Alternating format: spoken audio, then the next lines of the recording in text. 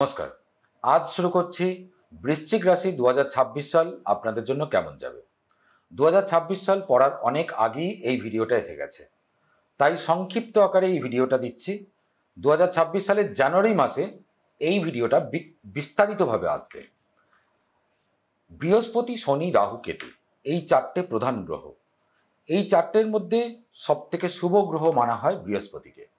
বৃহস্পতির ট্রানজিট দীর্ঘ ১২ বছর পর আপনাদের রাশি সাপেক্ষে 8th হাউসে হচ্ছে, অর্থাৎ বছরের শুরুতেই আপনারা দেখতে পাবেন বৃহস্পতি মিথুন রাশিতে আছে। ফলে এটা আপনাদের রাশি থেকে, বৃশ্চিক রাশি থেকে 8th হাউস। এবার 8th হাউসে থাকা অবস্থায় বৃহস্পতি আপনাদের কি রেজাল্ট দেবে? হঠাৎ যে কোনো জায়গা থেকে আপনাদের লাভ হতে পারে। উত্তরাধিকার সূত্রে যেসব প্রাপ্তিগুলো আছে সেগুলো পেতে পারেন। দীর্ঘভাবে যদি আটকে থাকে তাহলে সেগুলো আপনি এবার পেতে পারেন।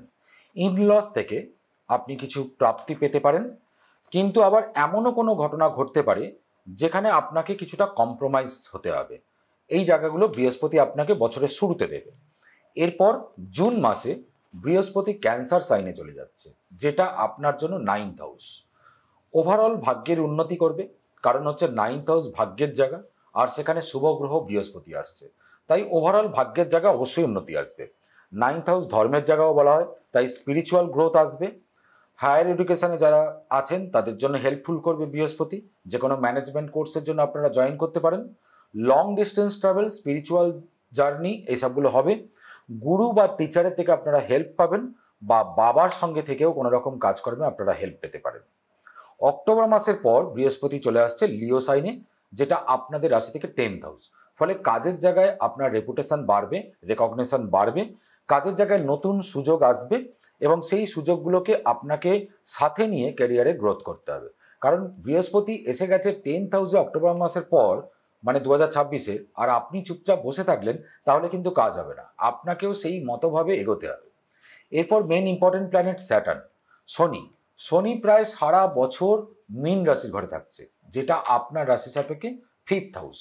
শনির মতো একটা প্ল্যানেট, যে কিনা আনরোম্যান্টিক প্ল্যানেট, সে চলে এসেছে রোম্যান্সের ঘরে, অর্থাৎ 5th হাউসে। অর্থাৎ এখানে যেটা হবে, শনি আপনাকে, যারা ক্যাজুয়াল রিলেশনশিপে আছেন সেই সম্পর্কগুলোকে কাট আউট করে দেবে, কিন্তু যারা লং টার্ম রিলেশনে আছেন তাদের জন্য সেই সময়টা সাকসেস হবে এই 2026 সালটা। এছাড়া 5th হাউস মানে হচ্ছে ক্রিয়েটিভ ফিল্ড। ক্রিয়েটিভ ফিল্ডে উন্নতি তো হবে, কিন্তু শনি এত সহজে কিছু দেয় না।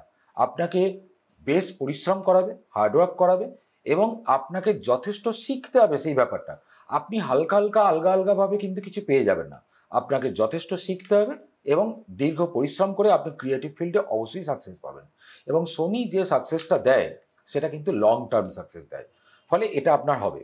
রোম্যান্সের জায়গায় একটা শনি যেহেতু, তাই আপস অ্যান্ড ডাউন সিচুয়েশন তো আসবেই। ধৈর্য বজায় রাখতে হবে, আপনাকে ডিসিপ্লিন মেনটেন করতে হবে।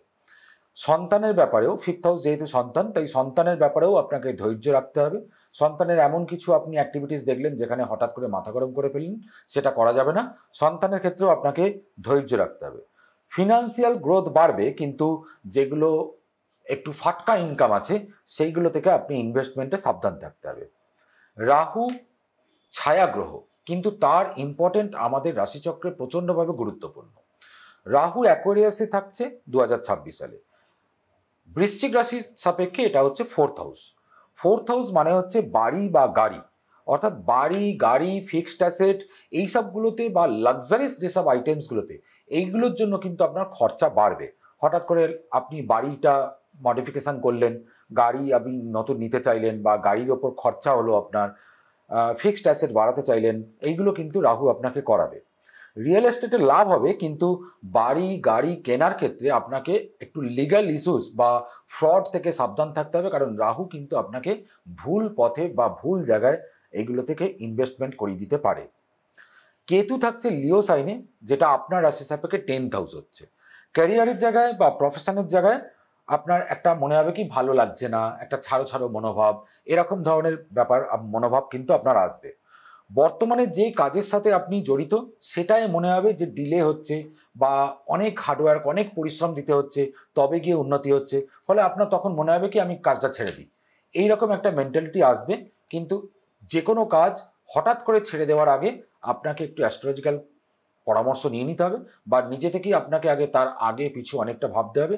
তারপর সেখান থেকে আপনি কিন্তু আপনার ডিটাচমেন্ট ফিলিং আসবে কাজের জায়গায়, কিন্তু সেই জায়গা থেকে আপনি ডিটাচড হবেন কিনা, সেটা আপনার জন্য হওয়া ঠিক কিনা, সেইটা আপনাকে একটু অ্যাস্ট্রোলজিক্যাল কাউন্সেলিং নিতে হবে বা নিজেকেই বুঝে নিতে হবে। এটা ছিল সংক্ষিপ্ত রাশিফলের ভিডিও, কিন্তু আপনি আপনার জন্য বিস্তারিতভাবে প্রেডিকশন নেওয়ার জন্য আপনি দেখাতে পারেন আমার কাছে। আমি অনলাইন কনসালটেন্সি করি এবং অফলাইন কনসালটেন্সিও করি। অফলাইনে আমি কলকাতার টালিগঞ্জে বসি, বৃহস্পতিবার, শনিবার, রবিবার, এই 3টে দিনের মধ্যে আপনি আমার কাছে দেখাতে পারবেন। আগে তাকে ফোন করে বুকিং করিয়ে নেবেন। এছাড়া যারা শিখতে চাইছেন তারা কৃষ্ণমূর্তি পদ্ধতিতে শিখতে পারবেন। এখন যে ভিডিওটা দেখলেন এটা বৈদিক পদ্ধতিতে ট্রানজিট বিচার। এটা খুবই জেনারেল একটা সহজ বিচার, কিন্তু এর থেকে অনেক ডিটেলসে আপনি কৃষ্ণমূর্তি পদ্ধতিতে শিখতে পারবেন। আপনি গুগল করে দেখে নিতে পারেন যে কৃষ্ণমূর্তি পদ্ধতিটা কি। গুগলে দেখতে পাবেন যে বৈদিক অ্যাস্ট্রোলজি এবং কৃষ্ণমূর্তি পদ্ধতির মধ্যে অনেক তফাৎ আছে, এবং কৃষ্ণমূর্তি পদ্ধতি অনেক অ্যাকুরেট, অনেক ডিটেলসে প্রেডিকশন দেওয়া যায়, যেটা আপনি আমাদের কাছে শিখতে পারবেন। এবং আমাদের কাছে বিশেষ সেটা হচ্ছে আমরা অঙ্কের ওপর গুরুত্ব দিই না। অঙ্ক ল্যাপটপের মধ্যে চলে আসে, ডেটা ইনপুট করলেই অঙ্ক ল্যাপটপের মধ্যে চলে আসে। আমরা বসে বসে অঙ্ক করাই না এবং বসে বসে পাতার পর পাতা লেখাই না, অর্থাৎ সময় নষ্ট করাই না। আমরা সোজা প্রেডিকশনের ওপরে জোর দিই, প্র্যাকটিক্যালের ওপরে জোর দিই। যদি আপনার এই অ্যাস্ট্রোলজি শিখে ক্যারিয়ার গঠন করার ইচ্ছা হয় তাহলে অবশ্যই যোগাযোগ করতে পারেন। নিচে ফোন নাম্বার দেওয়া আছে। অনলাইন এবং অফলাইন দুরকমভাবেই শেখানো হয়। ভালো থাকবেন। 2026-এর জানুয়ারি মাসের বিস্তারিত রাশিফল অবশ্যই দেখবেন।